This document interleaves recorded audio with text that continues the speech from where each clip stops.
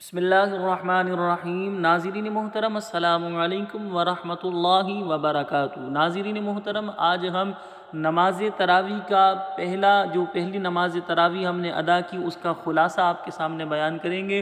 عموماً مساجد میں سوا سپارہ جو ہے شروع میں ادا کیا جاتا ہے، اسی ترتیب کے حساب سے 27 روزہ یہ نماز تراویح کا خلاصہ ہم آپ کے سامنے بیان کریں گے۔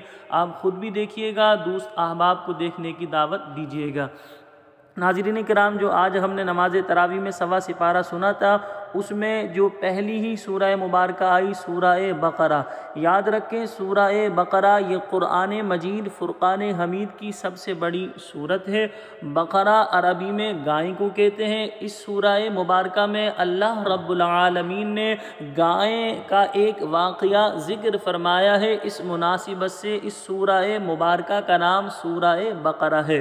سورہ بقرہ کے شروع میں دیکھیں، اللہ تبارک و تعالی نے ارشاد فرمایا، اچھا یہ الف لام میم یہ حروف مقطعات ہیں، یہ سورتوں کے شروع میں جو اس طرح کے کھینچنے والے حروف ہوتے ہیں انہیں حروف مقطعات کہتے ہیں۔ ان کے معانی جو ہے وہ اللہ تبارک و تعالی اور اللہ کے بتانے سے رسول پاک صلی اللہ علیہ وسلم ہی بہتر جانتے ہیں، کسی مترجم نے ان کا ترجمہ نہیں کیا۔ تو الف لام میم ذالک الکتاب لا ریب فیہ، اللہ پاک فرماتا ہے یہ وہ ذیشان کتاب ہے جس میں شک کی گنجائش نہیں۔ ھدی للمتقین، متقین کے لیے ہدایت ہے، یعنی قرآن مجید فرقان حمید کے بارے میں سب سے پہلے اللہ تبارک و تعالی نے اس بات کا ذکر فرمایا، یہ جو قرآن کی ہم تلاوت کر رہے ہیں، قرآن مجید فرقان حمید، یہ جو کتابی صورت میں آج ہمارے پاس موجود ہے، اللہ پاک کا کلام اللہ جو ہے، اس میں پہلے بتا دیا گیا کہ یہ ایک مستند کتاب ہے، اس میں شک کی گنجائش نہیں ہے۔ یہ قرآن مجید فرقان حمید جو ہے یہ متقین کے لیے ہدایت ہے۔ آگے مزید اللہ تبارک و تعالی نے متقین کے اوصاف بیان فرمائے۔ آگے متقین کے اوصاف بیان فرمانے کے بعد اللہ تبارک و تعالی نے منافقین کے حوالے سے ذکر فرمایا۔ منافقین سے جب کہا جاتا ہے وَإِذَا قِيلَ لَهُمْ لَا تُفْسِدُوا فِي الْأَرْضِ قَالُوا إِنَّمَا نَحْنُ مُصْلِحُونَ، اور جب کہا جاتا ہے ان سے کہ زمین میں فساد نہ کرو تو منافقین پلٹ کر جواب یہ دیتے ہیں کہ ہم تو صلح کرنے والے ہیں۔ اللہ پاک نے فرمایا الا انہم هم المفسدون ولکن لا یشعرون، خبردار بے شک یہ فسادی ہیں، انہیں شعور نہیں۔ وَإِذَا قِيلَ لَهُمْ آمِنُوا كَمَا آمَنَ النَّاسُ قَالُوا أَنُؤْمِنُ كَمَا آمَنَ السُّفَهَاءُ أَلَا إِنَّهُمْ هُمُ السُّفَهَاءُ وَلَكِنْ لَا يَعْلَمُونَ، اور جب کہا جاتا ہے ان سے کہ ایمان لاؤ اس طرح جس طرح جو ہے صحابہ کرام علیہم الرضوان ایمان لائے، تو یہ کہتے ہیں کہ کیا ہم جو ہے بے وقوفوں کی طرح ایمان لائیں؟ اللہ نے فرمایا خبردار بے شک یہ بے وقوف ہے لیکن انہیں علم نہیں۔ یعنی یہاں سے صحابہ کرام علیہم الرضوان کی شان و عظمت کے بارے میں پتہ چلتا ہے کہ اللہ تبارک و تعالی نے پیارے مصطفیٰ علیہ الصلاۃ والسلام کے صحابہ کو جو ہے کیسی شان کیسی عظمت عطا فرمائی کہ صحابہ کرام علیہم الرضوان یہ معیار ایمان ہے کہ اللہ رب العالمین نے ذکر فرمایا کہ جس طرح نبی کریم صلی اللہ علیہ وسلم کے جو صحابہ ہیں ایمان لے کر آئے تم اس طرح ایمان لاؤ۔ اللہ اکبر۔ ناظرین کرام، یہاں میں آپ کو ضمناً یہ بات بھی بیان کروں گا، اللہ تبارک و تعالی کے پیارے محبوب صلی اللہ علیہ وسلم کا ہر صحابی جنتی ہے۔ ہمیں صحابہ کرام علیہم الرضوان کا ادب و احترام کرنا چاہیے، اور ان کے لیے جب بھی ہم اپنی زبان استعمال کریں تو ادب و احترام والے ہی الفاظ استعمال کریں۔ آگے تھوڑا جانے کے بعد اللہ تبارک و تعالی نے ذکر فرمایا یا ایھا الناس اعبدوا ربکم الذی خلقکم والذین من قبلکم لعلکم تتقون، اے لوگوں اپنے رب کی عبادت کرو جس نے تمہیں پیدا کیا اور تم سے پہلے لوگوں کو پیدا کیا تاکہ تمہارے اندر پرہیزگاری پیدا ہو۔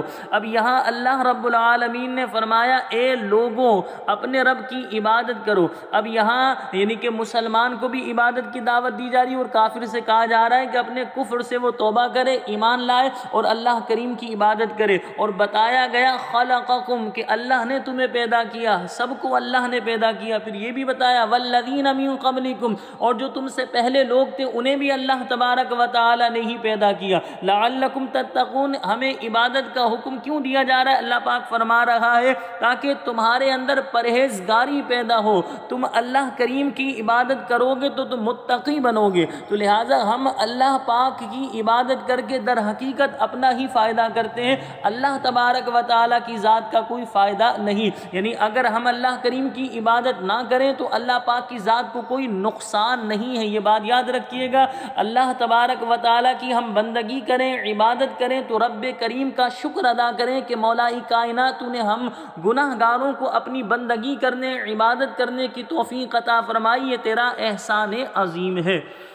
تھوڑا آگے جانے کے بعد اللہ تبارک و تعالی نے آدم علیہ السلام کا واقعہ ذکر فرمایا کہ آدم علیہ السلام کی تخلیق کے حوالے سے جو ہے اللہ تبارک و تعالی نے فرشتوں کے سامنے اظہار فرمایا تھا۔ فرشتوں نے جو ہے آدم علیہ السلام کے حوالے سے ذکر فرمایا، یعنی کہ اولاد جو آدم ہوگی وہ زمین میں خون ریزیاں کرے گی، لیکن اللہ تبارک و تعالی نے ذکر فرما دیا تھا انی اعلم ما لا تعلمون، بے شک جو میں جانتا ہوں وہ تم نہیں جانتے۔ تو لہذا اس طرح اللہ تبارک و تعالی نے آدم علیہ السلام کا یہ واقعہ ذکر فرمایا، اور پھر یہاں شیطان مردود کے راندائے درگاہ ہونے کا بھی ذکر ہے کہ اللہ تبارک و تعالی نے فرشتوں کو حکم دیا کہ آدم علیہ السلام کو سجدہ کرو، سب نے سجدہ کیا، لیکن ابلیس ملعون جو ہے یہ اکڑا رہا، غرور و تکبر کا شکار ہوا، یہ راندائے درگاہ ہوا۔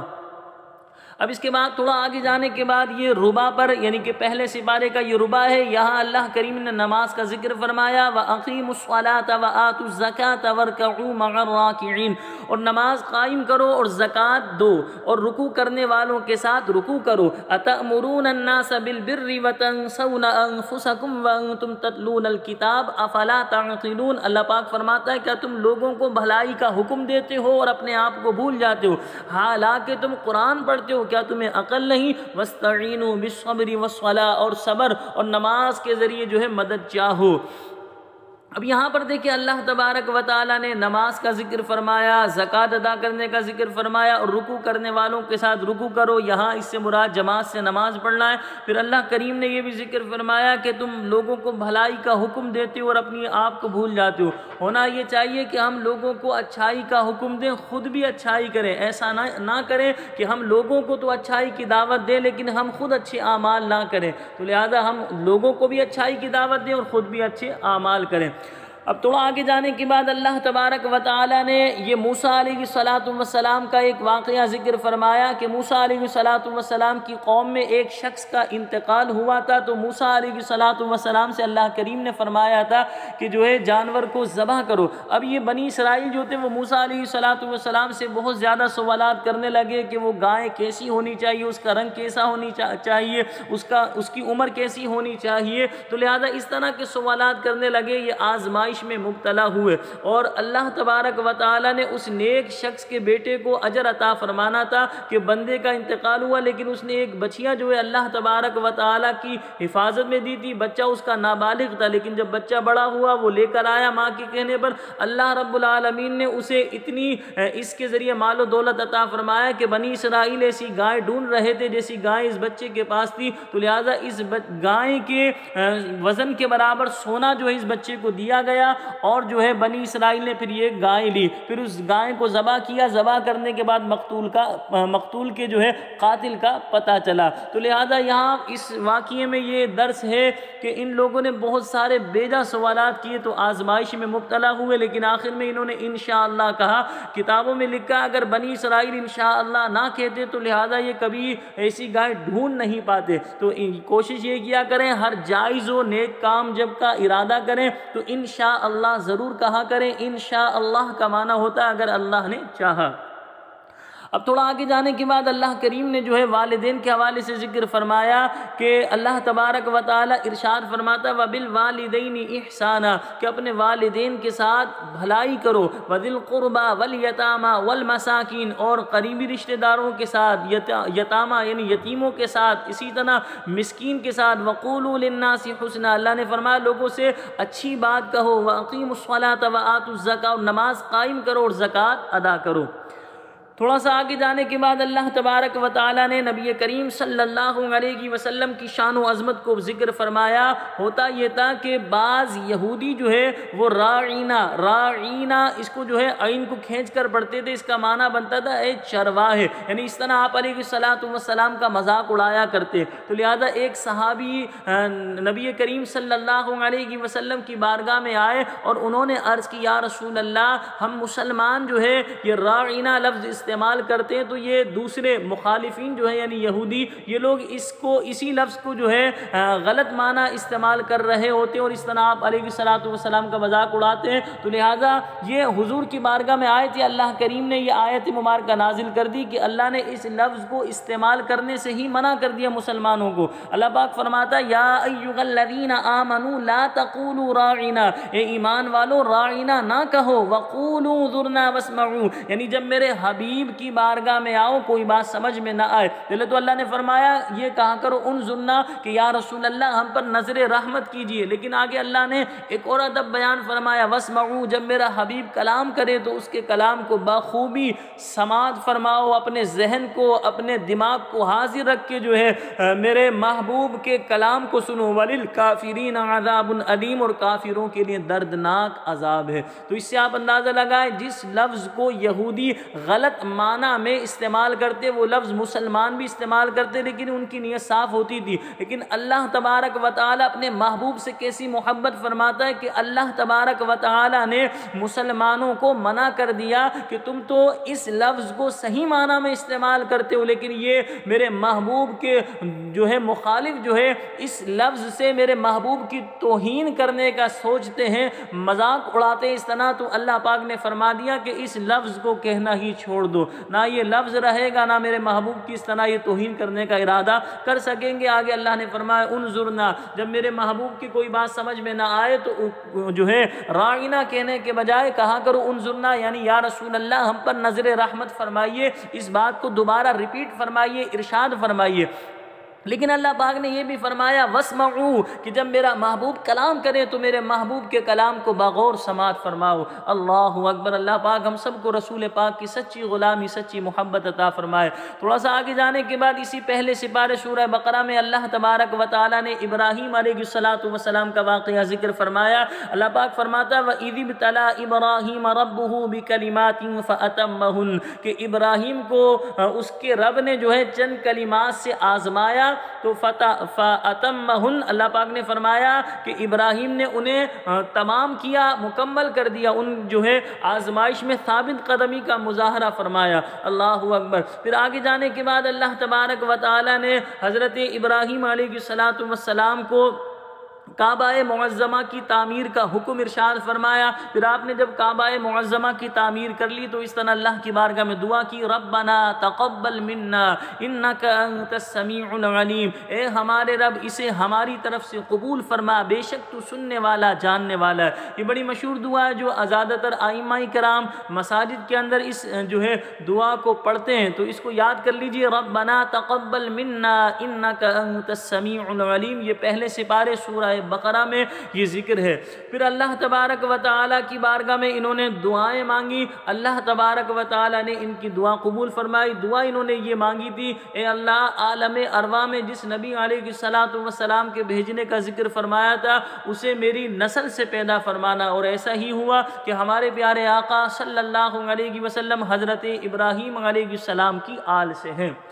دوسرے سپارے کا آغاز ہوتا ہے۔ دوسرے سپارے میں اللہ تبارک و تعالیٰ نے تحویل قبلہ کا ذکر فرمایا کہ پہلے مسلمان جو ہے جو قبلتین جسے کہتے ہیں دو قبلے، پہلے مسلمان اس طرح نماز ادا کرتے تھے بیت المقدس کی طرف رخ کر کے، جیسے ابھی ہم نماز ادا کرتے ہیں خانہ کعبہ کی طرف رخ کر کے، جب ہم خانہ کعبہ کی طرف نماز ادا کر رہے ہوتے تو ہماری پیٹھ جس جانب ہے، تو لہٰذا پہلے مسلمان اس رخ پر نماز ادا کیا کرتے۔ 16 یا 17 ماہ مسلمانوں نے بیت المقدس کی طرف رخ کر کے نماز ادا کی، لیکن اللہ تبارک و تعالیٰ کے پیارے محبوب صلی اللہ علیہ وسلم کی یہ آرزو، یہ تمنا تھی کہ کعبہ معظمہ کو مسلمانوں کا قبلہ بنایا جائے۔ اللہ کریم نے کعبہ معظمہ کو مسلمانوں کا قبلہ بنا دیا۔ اللہ اکبر! خدا کی رضا چاہتے ہیں دو عالم، خدا چاہتا ہے رضا محمد۔ اللہ اکبر! یعنی اللہ تبارک و تعالیٰ اپنے محبوب سے ایسی محبت فرماتا ہے، ذرا غور کیجئے گا جملے پر، کہ اللہ تبارک و تعالیٰ نے اپنے محبوب کی جو تمنا تھی، جو آرزو تھی، اس تمنا اور اس آرزو کو پورا فرمایا۔ اللہ اکبر! اب آگے جانے کے بعد اس دوسرے سپارے سورہ بقرہ میں اللہ تبارک و تعالیٰ نے ذکر فرمایا، فَاذْكُرُونِي أَذْكُرُكُمْ وَاشْكُرُوا لِي وَلَا تَكْفُرُونَ، تم میرا ذکر کرو، میں تمہارا چرچا کروں گا، اور میرا شکر ادا کرو اور ناشکری نہ کرو۔ یا ایھا الذین آمنوا استعینوا بالصبر والصلاۃ، اے ایمان والو صبر اور نماز سے مدد چاہو، ان اللہ مع الصابرین، بے شک اللہ صبر کرنے والوں کے ساتھ ہے۔ اب یہاں اللہ تبارک و تعالیٰ نے دیکھیے صبر کا ذکر فرمایا۔ ناظرین کرام اس بات کو ذہن میں رکھیے گا، صبر کا معنی ہوتا ہے لغوی رکنا یا روکنا، تو لہذا جب انسان پر آزمائش آئے تو اپنی زبان کو، اپنی باڈی کو غیر شرعی افعال و اقوال سے روکنے کا نام صبر ہے۔ تو لہذا انسان پر جب کوئی مصیبت آ جائے، کوئی پریشانی آ جائے تو اپنی زبان کو بھی خلاف شرع استعمال نہ کریں، اسی طرح اپنی ذات کو بھی خلاف شرع استعمال نہ کریں۔ یعنی جیسے بعض لوگ مصیبت کے وقت اپنی زبان سے کفریہ کلمات نکالنا شروع کر دیتے ہیں، ناشکری کے جملے نکالنا شروع کر دیتے ہیں، اللہ کریم کی شان میں توہین والے جملے نکالنا شروع کر دیتے ہیں، تو یہ غلط ہے۔ اسی طرح جو ہے اپنی ذات کو جو ہے مارنا پیٹنا شروع کر دیتے ہیں، تو یہ بھی غیر شرعی عمل ہے۔ آگے اللہ تبارک و تعالیٰ نے ذکر فرمایا، وَلَا تَقُولُوا لِمَنْ يُقْتَلُ فِي سَبِيلِ اللَّهِ أَمْوَاتٌ، اور جو اللہ کی راہ میں مارا جائے اسے ہرگز مردہ نہ کہو، بل احیاء وَلَكِنْ لَا تَشْعُرُونَ، بلکہ وہ زندہ ہے لیکن تمہیں شعور نہیں۔ آگے اللہ پاک فرماتا ہے، وَلَنَبْلُوَنَّكُمْ بِشَيْءٍ مِّنَ الْخَوْفِ وَالْجُوعِ وَنَقْصٍ مِّنَ الْأَمْوَالِ وَالْأَنفُسِ وَالثَّمَرَاتِ وَبَشِّرِ الصَّابِرِينَ، اور ضرور ہم تمہیں آزمائیں گے، کچھ خوف کے ذریعے، کچھ بھوک کے ذریعے، کچھ مال کی کمی سے، کچھ جان کی کمی سے، کچھ ثمرات پھلوں کی کمی سے، اور وبشر الصابرین، اللہ نے فرمایا صبر کرنے والوں کو خوشخبری سناؤ۔ اللہ اکبر! صبر کرنے والے کون ہیں؟ الذین اذا اصابتهم مصیبہ، وہ لوگ جنہیں مصیبت آتی ہے، قالوا، وہ کہتے ہیں، انا للہ وانا الیہ راجعون، بے شک ہم اللہ کے ہیں اور ہمیں اللہ ہی کی طرف لوٹنا ہے۔ یعنی ناظرین محترم، جو کچھ ہمارے پاس ہے وہ سب رب کریم کا دیا ہوا ہے، اللہ پاک نے ہمیں عطا فرمایا ہے، تو لہذا جب مصیبت آئے، پریشانی آئے تو ہم صبر کے دامن کو تھامیں، اپنی زبان کو غیر شرعی غیر شرعی الفاظ ادا کرنے سے اپنی زبان کو بچائیں، غیر شرعی حرکات و سکنات میں مبتلا ہونے سے اپنی ذات کو بچائیں۔ آگے اللہ تبارک و تعالیٰ نے اس دوسرے سپارے سورہ بقرہ میں جو آج کی نماز تراویح میں ہم نے سنا تھا، اس میں اللہ پاک نے یہ بھی ذکر فرمایا، یا ایھا الناس کلوا مما فی الارض حلالا طیبا ولا تتبعوا خطوات الشیطان انہ لکم عدو مبین، اے لوگوں کھاؤ اس میں سے جو ہم نے، وَلَا تَتَّبِعُوا خُطُوَاتِ الشَّيْطَانِ، اور شیطان کے نقش قدم پر نہ چلو، اِنَّهُ لَكُمْ عَدُوٌّ مُّبِينٌ، بے شک وہ تمہارا کھلا دشمن ہے۔ اب اس آیت مبارکہ میں اللہ تبارک و تعالی نے ہم سب کو رزق حلال کھانے کی ترغیب ارشاد فرمائی۔ یاد رکھیں، حرام کا لقمہ بندہ اگر اپنے پیٹ میں ڈالتا ہے اس کی دعا بھی قبول نہیں ہوتی، نماز کی اسے لذت بھی نہیں ملتی۔ ہم سب کو چاہیے مجھ سمیت کہ ہم حلال کا لقمہ ہی خود کھائیں اور اپنے گھر والوں کو حلال کا ہی لقمہ کھلائیں، اور شیطان لعین کی بات ماننے سے اپنے آپ کو بچائیں، بے شک شیطان ہمارا کھلا دشمن ہے۔ پھر آگے اللہ تبارک و تعالیٰ نے اس جو ہم نے نماز تراویح میں سنا، یہ آخری صفحہ ہے، یہ آخر کی چند آیات ہیں، اس میں اللہ تعالیٰ نے ذکر فرمایا انما حرم علیکم المیتۃ والدم ولحم الخنزیر وما اہل بہ لغیر اللہ، بے شک تم پر حرام کیا مردار، اسی طرح خون، خنزیر کا گوشت اور وہ جانور جس کو ذبح کرتے ہوئے غیر اللہ کا نام لیا گیا، یعنی اللہ کے علاوہ کسی اور کا نام ذکر کیا گیا، جیسے بعض لوگ پہلے کے دور میں جو ہے بتوں کے نام پر جانور ذبح کرتے، یعنی جب جانور پر چھری پھیرتے وہ بت کے نام پر جو ہے ذبح کر رہے تھے، تو لہذا اللہ تبارک و تعالی نے فرما دیا کہ اس کا گوشت کھانا حرام ہے۔ اسی طرح مردار جو خود بخود مر جائے وہ بھی کھانا منع ہے، خون بھی کھانا منع ہے، خنزیر کا گوشت کھانا بھی منع ہے، اور جس جانور کو ذبح کرتے ہوئے غیر اللہ کا نام لیا گیا تو لہذا وہ جانور بھی حلال نہیں ہے، حرام ہے۔ ہم مسلمان جانور کو جب ذبح کرتے ہیں اللہ پاک کا نام لیتے ہیں، اس گوشت کو بعض دفعہ نیاز فاتحہ میں لوگ استعمال کرتے ہیں، تو اس طرح کی نیاز فاتحہ کی جو ہے بات پر اس آیت کو لوگ چسپا کر دیتے ہیں، یہ غلط طریقہ ہے۔ اس کا اصل مفہوم یہ ہے کہ جب جانور پر چھری پھیری جا رہی ہوتی ہے تو ہم اللہ پاک کا نام ذکر کرتے ہیں، اگر اللہ پاک کا نام ذکر نہ کریں، اللہ کے علاوہ کسی اور کا نام ذکر کیا جائے، جیسے کسی ولی کا یا کسی نبی کا نام ذکر کریں گے تو لہذا اب ایسی صورت میں جانور مردار ہے۔ لیکن مسلمانوں میں ایسا کوئی طریقہ رائج نہیں، مسلمانوں میں الحمدللہ یہی طریقہ رائج ہے کہ جب جانور کو ذبح کیا جاتا ہے تو ہم اللہ پاک ہی کا نام لیتے ہیں، لہذا وہ جانور حلال ہے۔ پھر اس گوشت کو فاتحہ کے لیے، ایصال ثواب کے لیے استعمال کیا جا رہا ہوتا ہے، تو شرعاً فاتحہ اور ایصال ثواب یہ ایک امر مستحب ہے۔ تو لہذا یہ آج کا جو ہمارا نماز تراویح کا درس تھا ہم نے آپ کے سامنے بیان کیا۔ ثواب سپارہ نماز تراویح میں ہم نے سنا تھا، پہلی نماز تراویح کا جو خلاصہ تراویح ہے وہ ہم نے آپ کے سامنے بیان کیا۔ آپ سے گزارش ہے کہ آپ خود بھی اسے بار بار سنیں اور دوست احباب میں شیئر بھی کریں، اور آپ سے گزارش ہے اگر آپ نے ابھی تک ہمارے چینل کو سبسکرائب نہیں کیا تو سبسکرائب کر لیں، اور نیچے کمنٹس میں ہمیں بتائیے گا کہ آپ کو خلاصہ تراویح جو ہے وہ کیسا لگا۔ اللہ کریم جو ہے مجھ گناہگار کو اور آپ تمام دیکھنے والے دوستوں احباب کو عمل کی توفیق عطا فرمائے۔ مجھے اپنی دعاؤں میں یاد رکھیے گا۔ میری جانب سے آپ تمام دوست احباب کو ماہ رمضان بہت بہت مبارک ہو۔ اللہ پاک ہم ناقدروں کو رمضان کی قدر نصیب فرمائے۔ پوری نماز تراویح اور روزے رکھنے کی اللہ پاک ہم سب کو ہمت، طاقت، قوت عطا فرمائے۔ السلام علیکم ورحمۃ اللہ وبرکاتہ۔